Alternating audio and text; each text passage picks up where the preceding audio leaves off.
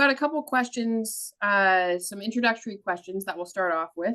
And I think we'll have Trish helping to answer some of these. So number one, why is having housing so important? All right, thank you, Jill and Ziad, for hosting today's session on housing. And a big welcome to everyone who is tuning in today.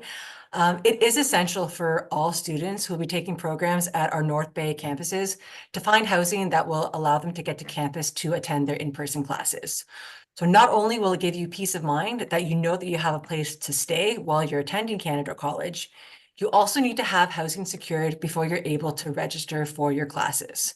So when registration opens up in August, before you're able to complete your course registrations, you will need to attest that you have secured housing for the fall 2024 term.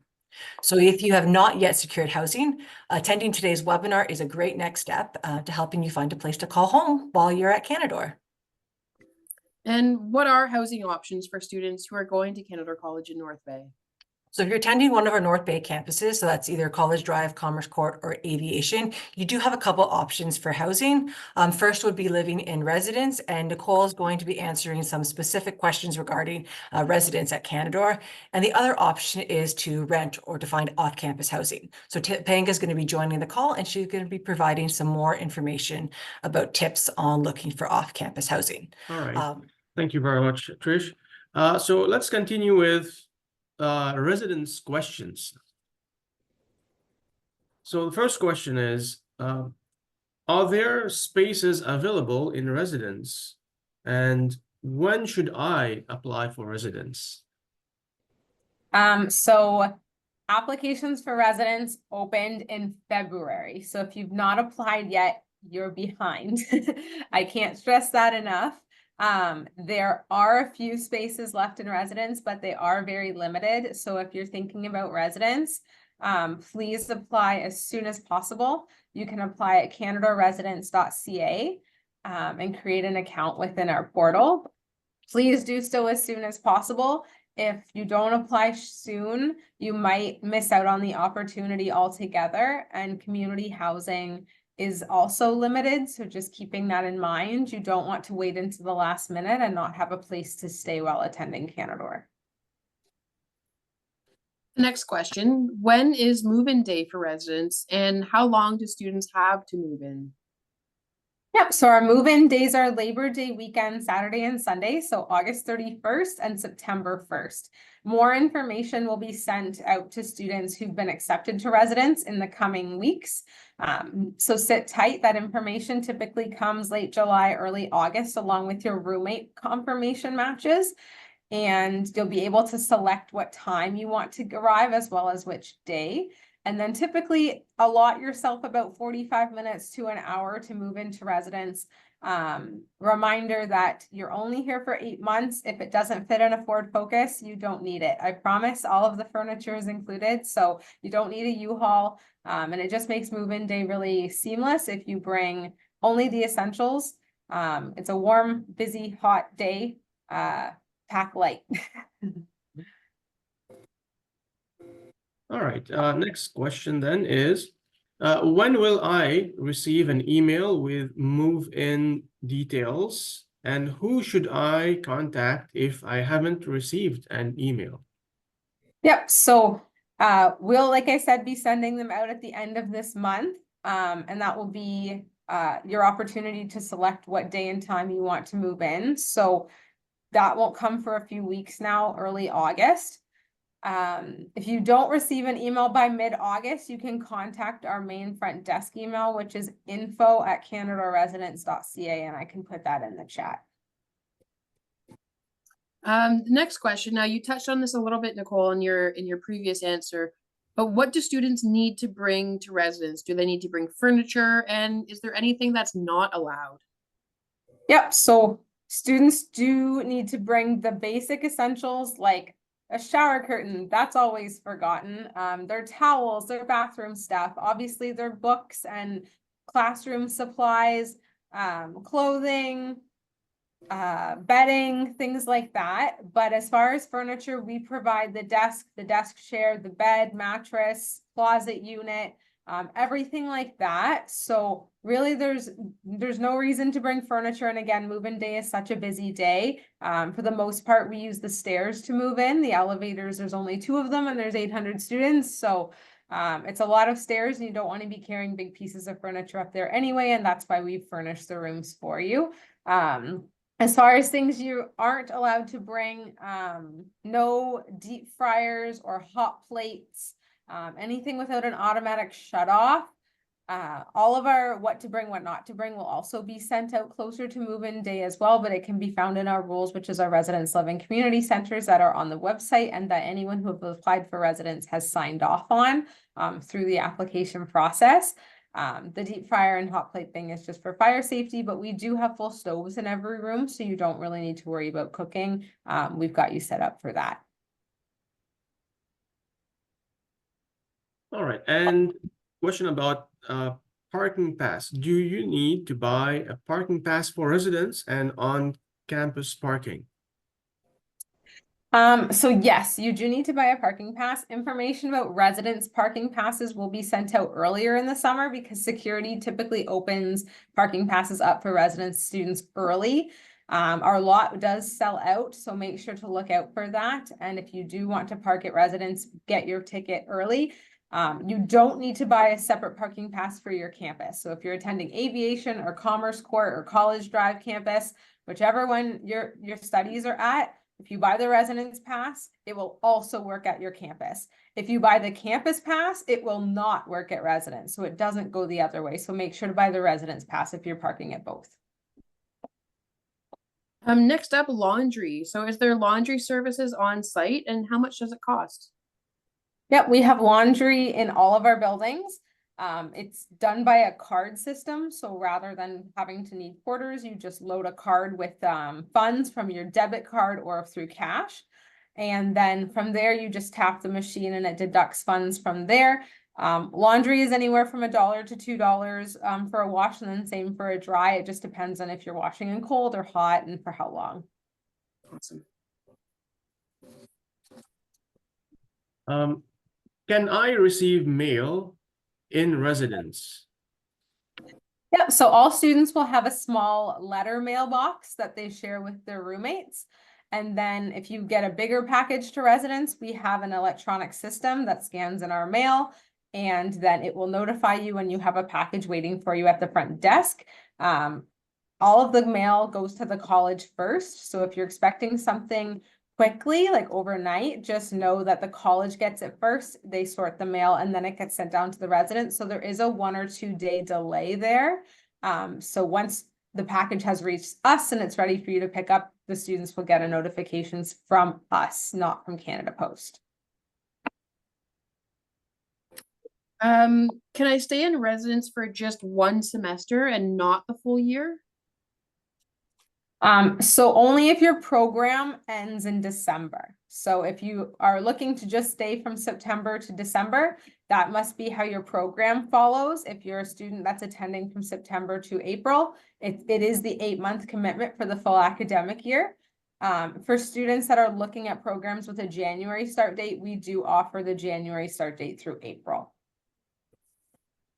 Now, if I'm living off campus for my first semester, can I move into residence after my first semester?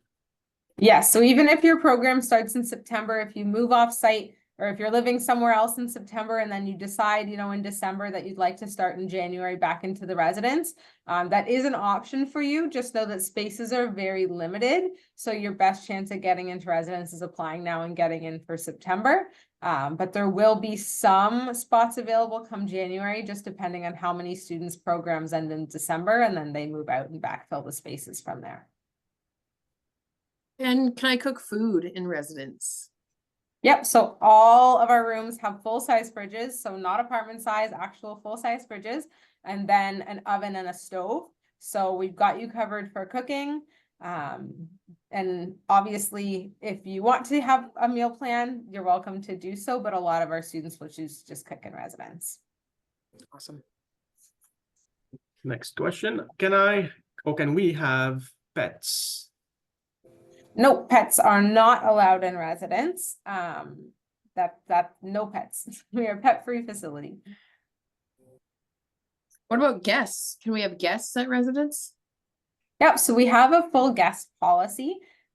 You're allowed up to 2 guests at a time, and then you're allowed up to 2 nights in a row of overnight guests. And that we just do that to make sure that, you know, your roommate is comfortable. You don't have a guest over too often, and that everyone is comfortable in the space.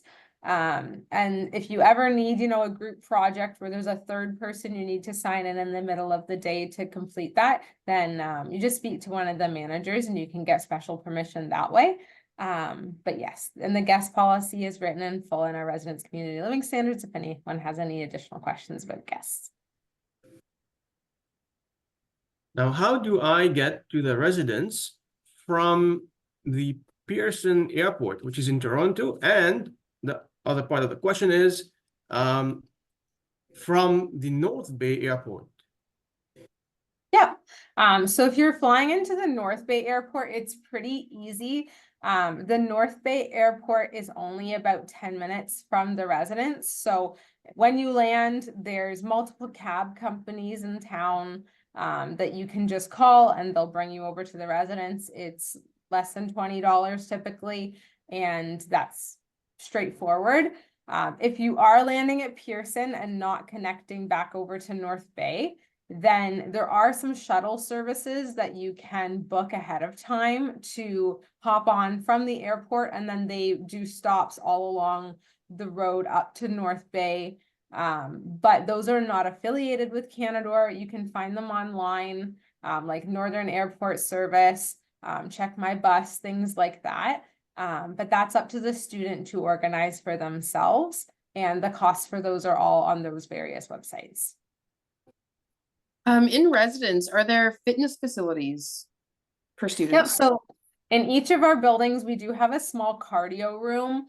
So think treadmills, exercise bike, elliptical, but the actual nice big gym facilities with weights and the such are actually on the Canadore campuses. So I would recommend students, if they're looking for more than just simple cardio, to go up to their campus for that kind of workout. What is mobile and internet coverage like at the residence? Yeah, so we don't have any issues as far as mobile or cell service. And then as far as internet goes, we did a big upgrade of our internet when COVID had taken place, because students were joining classes online, and also students wanted to use more online programming like video games and the such. So our internet is very good here at the residences, so there's really no worry with that. Do I need to have a roommate? And if I do, what if we don't get along? Yep, so all of our rooms are either 2-bedroom or 4-bedroom units, and so everyone does have a roommate. You get your own bedroom, so you have your own private space there, but you do share the kitchen and the bathroom.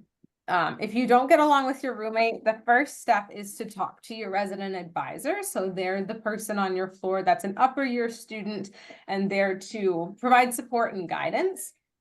If you know, you've worked with your RA, you've had multiple conversations with your roommate, and we tried to make things work and it's not working, we can escalate it to a manager from there and see what we can do. At the beginning of the year, every pair of roommates fills out a roommate contract, and that goes over everything from what temperature we like to keep the space, when we think is appropriate for quiet time as far as studying and going to bed, who's going to buy the toilet paper, are we going to share dishes, is the milk fair game, things like that. So it really sets those boundaries from the beginning, and we really recommend having those conversations when it's easy at the start versus when it becomes a problem, because if you've already had the conversations up front, you can just point to that roommate contract and say, oh no, wait, remember you said we were going to buy the toilet paper back and forth and it's your turn. So that's just something that we kind of fall back on and when these situations arise. Are there units for families or couples in residence? At this time, there is not. We have very, very, very few spaces available that can accommodate not just single students, and those have a very, very long wait list at this point. As I said, our applications opened in February, so those are long sold out. So if you are coming with a family, please look for housing and secure housing in North Bay prior to coming with your family. If you aren't able to find somewhere in North Bay that can accommodate you as well as your family, maybe residence is the option for you and you come as a single student to start. And then when your contract with residence is over and you've had more time in North Bay to get to know the area, find a landlord that can accommodate you and your family in a house off campus, then bring your family. Please don't get on a plane with your family with nowhere secured to live, because again, we don't have spaces in residence to accommodate families, and it can be harder to place families. So we've had some students, like I said, come on their own and then family comes later. Or there are still some houses available that are multi-bedroom for families in the community, but they're filling up quick. So really look into that. Definitely important stuff. Does Canadore College offer off-campus housing? So it's not necessarily affiliated with Canadore and Topanga. I think we'll touch on this a little bit as far as assistance for finding off-campus housing. But there's that aspect. And then we also have a building downtown that is run through the residents that we consider our off-campus housing, because it isn't next to any of our campuses, but it is run by the residents. At this point, that building is full with a wait list. So apply now for our other spaces, I guess, is the answer, or get onto the wait list as soon as possible, though we don't expect to see much movement there. Final question about residence. Whom should I contact if I have questions about residence? Yep, so that info@canadoresidence.ca email that I put into the chat, that's a 24/7 monitored inbox by my staff team. So that's usually the best place to contact. We are typically able to respond to emails within 24 hours. So you can shoot them an email. Also, if your question is general and you think it might be something folks have asked before and it's not specific to your case, check our website. We have a very thorough frequently asked questions section, as well as a page about your room, general residence resources, the steps for residents, our payment options are on there. So a lot of folks find that answers a lot of their questions. All right. Thank you very much for answering the questions, Nicole. All right, we're going to move along to our off-campus housing questions. And I think to get things started, we will ask these questions to Trish. So first off, where can I find off-campus housing options in North Bay? All right, thanks, Jill. So to answer this question, I'm actually going to share my screen just so you are aware of some of the supports. So there we go. Can everyone, I'm asking a question, but can you can you see the Canadore screen? I've seen Jill. Yes. Okay, We can see it. So if you look under support and you scroll down, there is an actual web page that is dedicated to housing support, student housing information for fall 2024.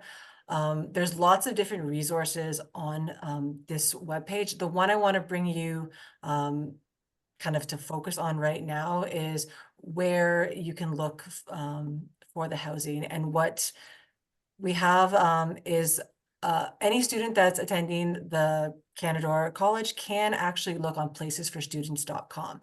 So if you look at Places for Students, it'll list all the listings that are currently there. There's 18 total listings right now, but this can change as more landlords put places that are available for rent. So when you're looking at here, you can look at the properties directly. You can also, if you're looking for a roommate, you can look at the roommate profiles to find someone to live with. And then there's also the sublets. But if you look at the property listings, it'll give you, I'll scroll through. You can read through all of this. It gives you really good advice on how to avoid rental scams. But just clicking on the I agree, and it's going to show you all of the different rental options that are available. And it'll show you what's included in the rent as well as the cost of the rent. So you can kind of just scroll through and see what is available. I'll stop sharing my screen now, but if you're looking for off-campus housing, Places for Students is a really good place to start. Awesome. The next question, and I think, students can get a little bit more insight by going on the website that you just shared, Trish, but what is a reasonable cost for housing in North Bay? So that is a very good question, Jill. And honestly, it really depends on what you're looking for. If you're looking for a room to rent, that's going to be significantly cheaper than looking for an entire house, like a 2-bedroom or a 3-bedroom is going to be expensive. And that can run upwards of $2,000 if you're looking for a 2 or 3-bedroom house. But rooms for rent, they vary. I've seen them for as low as $100 a month, but they can be upwards of $600. So it really depends on what you're looking for and then what's also included in the rent. So when you're looking for housing units, you want to see what utilities are included. Some rental units come as all-inclusive, and those are going to be a little bit more expensive, but that means you don't have to worry about paying for your electricity, your hydro, or your water.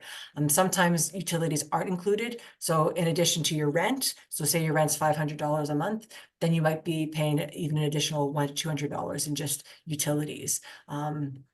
And also things like internet, sometimes that's included, sometimes that's not included, and that can also impact how much your housing is going to cost a month. Definitely. All right, so next question. What is transportation like in North Bay, and how does this impact my housing search? So for transportation, the main ways that you're going to get around, if you have a car, you can drive. But if you are coming and you do not have a car, you don't like driving, we have buses. And buses, you have your bus pass that is included as part of your student fees. So as long as you have your student ID, you'll be able to use the North Bay Transit. And it is pretty reliable getting you to any of your campuses. So when you are looking for your housing, if you don't have a car and you're relying on the bus system, it is good to look for housing that is close to bus stops. And a lot of off-campus housing rental advertisements will highlight if it is close to campus or if it's close to a bus route. So you want to kind of look at the bus routes when you're looking for housing. If you do have a car and you're able to travel, you can probably expand your housing search and look maybe outside of North Bay. That's a short 20-minute drive. That housing might be a little bit cheaper, but then you're also going to have to pay for the gas money. So there's different things to take into consideration. Also, if you want to walk and you find things within walking distance, walking's great, but in the winter when it gets a little bit chilly, you also want to take that into consideration. How long it's going to take you to get to campus if there's 2 feet of snow outside as opposed to a clear sunny day. Next up, what is the Canadore Home Share Program? All right, so the Canadore Home Share Program, it is designed to kind of help diversify the housing options for our students. So the program, it's designed to collect information from both parties. So the student who's going to be renting the house and also the landlord. And they make matches based on your preferences and your living habits. So with this, the Canadore Home Share Program, landlords, they're able to rent out spare rooms in their home and also generate some income while they're also providing a valuable service to students who are in need of housing. So if you are interested in the Canadore Home Share Program, there is an email me form that I will put in the chat. And you can fill that one out. Oh. And that will get you started on the application process. So it's a little different than the off-campus housing because they are matching you with the person you're going to be sharing a home with. What if I'm having trouble finding a house? So if you are having difficulty finding a house, you can reach out to our housing support coordinator. Her name is Topanga, and unfortunately she's not able to join us today, but I will put the housing.support@canadorecollege.ca email in the chat. So if you're having difficulty, you've looked at places for students, you've looked at other websites, you've done the home share application, you've applied to residence, and you're still not finding a place to live, you can contact housing.support@canadorecollege.ca. You'll be directly connected with one of our support staff who can help you kind of navigate the next steps. Big question next. What are some common rental or housing scams that I should be aware of? So that is definitely a good question and something to be aware of because there are potential rental scams. So one kind of good rule of thumb is if it seems too good to be true, it probably is. So sometimes you're just going to have to trust your instinct. The other thing to be aware of is if you're looking to schedule a viewing with a landlord and they're charging you or they're asking you to pay money to go view an apartment, that is a big red flag. Landlords cannot charge you money to go and view an apartment. They also cannot charge you a deposit to hold the place for you. They can do first and last month's rent, but in Ontario, you cannot request like a security deposit.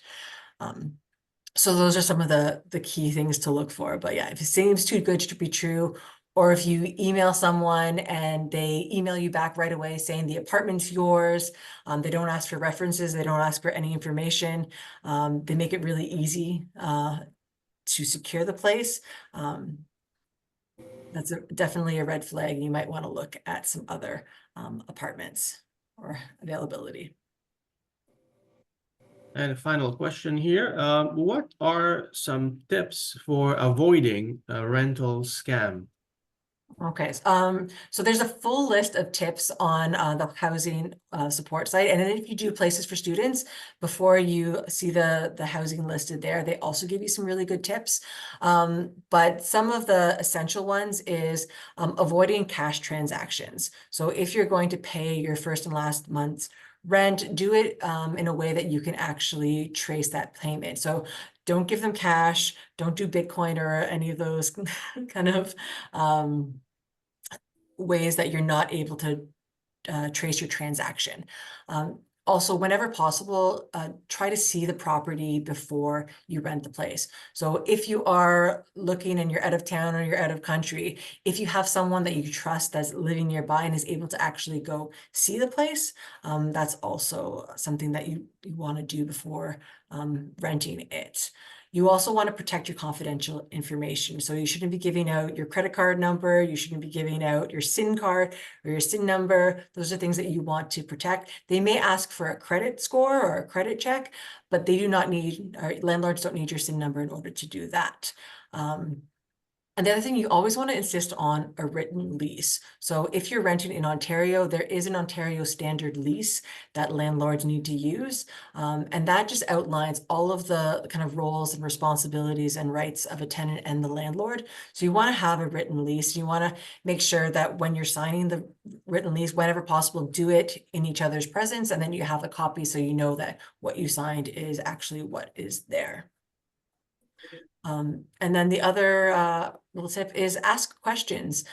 This is going to be the place that you're going to be living for the next 1 to 2 years. So you want to make sure that it is going to meet your needs. You want to ask as many questions as you can to know what's included in the rent and if there's any things that you should consider before you actually go ahead with signing the lease. All right, thank you for answering all the questions about off-campus housing, Trish.